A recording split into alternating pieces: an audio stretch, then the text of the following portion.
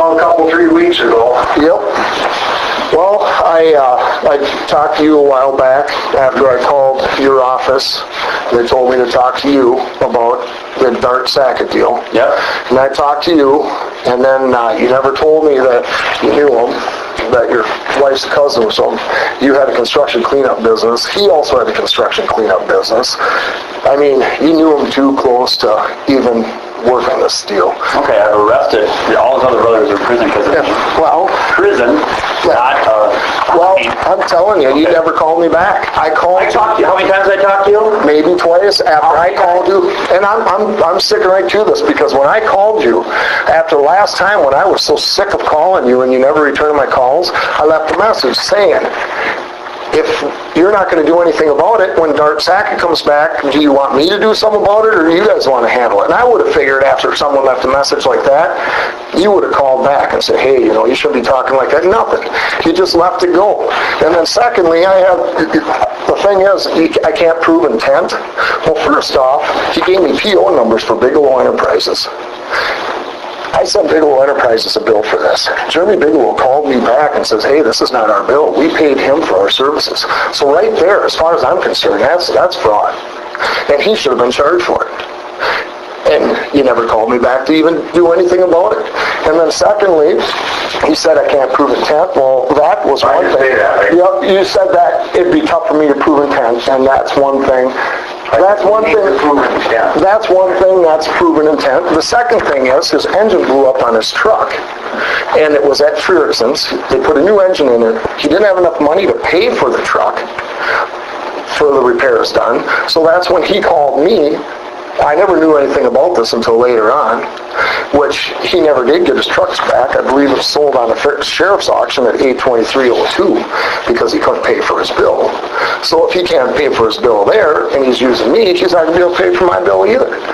And then I sent him a bill in the mail after I found out that this was his bill, not Bigelow's. He gave me PO numbers.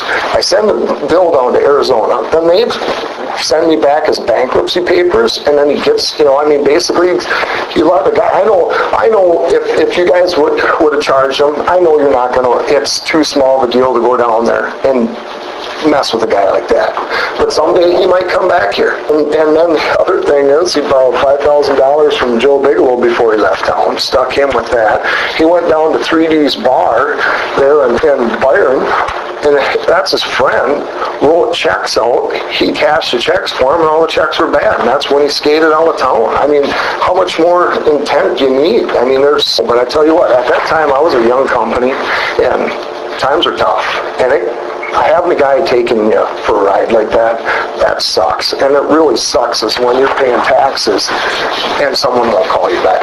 That really sucks. I've talked to you at least 5 times. No, you tell me anything different. And you got called back every time you I did not. Everybody. No, I did not. Why would I? First person I've complained Well, I haven't called back. And then another thing, I called your office numerous times, Gary. Yes. Now let's start there. Okay. It's time you listen. Well, don't start that tone. You started accusing people of stuff. Right. It's time for you to listen. Number one, I cannot talk to someone when a matter is under investigation. I don't have a file. Do you understand that? I understand that. Because I am not an investigator. I'm an attorney.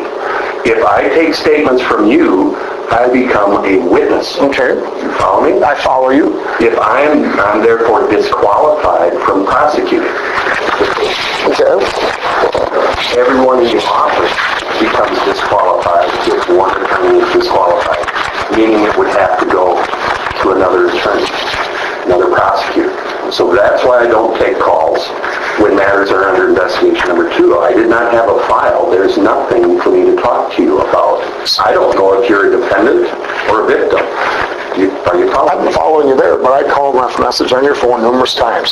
You could have called me back and says, hey, you're not listening. I'm listening to you, but you could call and say, hey, I am not an investigator. I know, but you can call and tell me that at that time instead of leaving a person hanging. Then what if you want to talk about the facts like you're doing right now? Well, then you just say, yeah, exactly, but at least I know what's going on.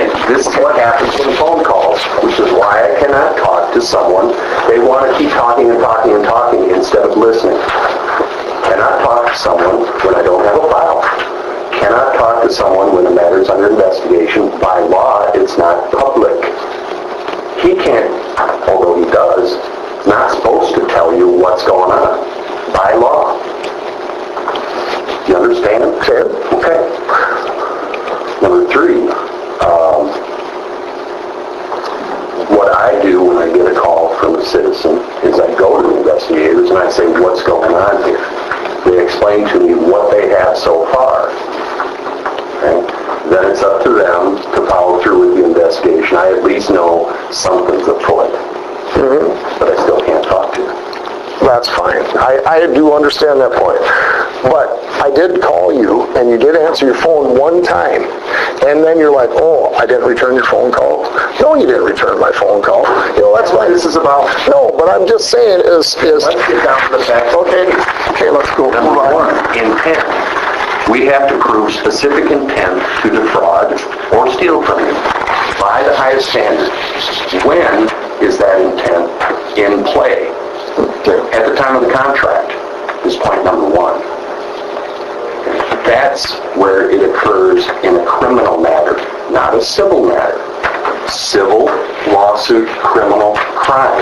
At the time he enters into the contract, he intends to defraud you and steal from you. That's the point. Not some later point when he makes bad business decisions, runs into financial troubles, and screws you. There's no doubt you got screwed. Oh yeah, I know I got screwed. Point number 2, if there is fraud in play, that is a challenge in the bankruptcy proceeding, which has a lower burden of proof.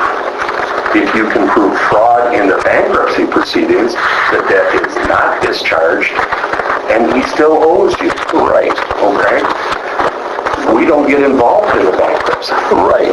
But when he gave me them PO numbers for Bigelow Enterprises, that was fraud. That's not at the time of the contract.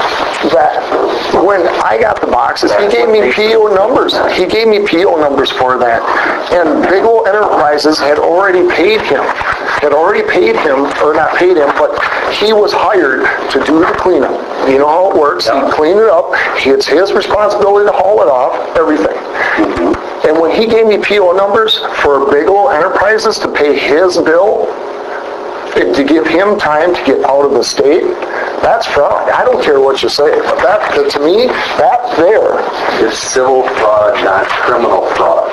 But if there would have been charges filed against him, we don't charge people unless we can prove it. It was over $500, and he gave me PO numbers. So if I go, okay, let's leave an example here. Let's use an example of the contract. You're not getting it. Okay, but let me use a scenario here.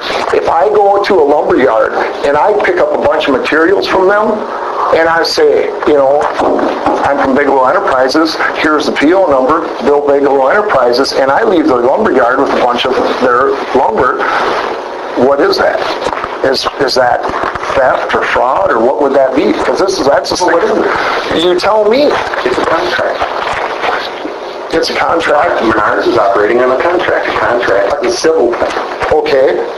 But isn't that a crime? So you're telling me I can go down to Byron Mobile, or... It depends on the state of mind of the person at the time. All right, I see where this is going, but I'm telling you something. I said, this is wrong.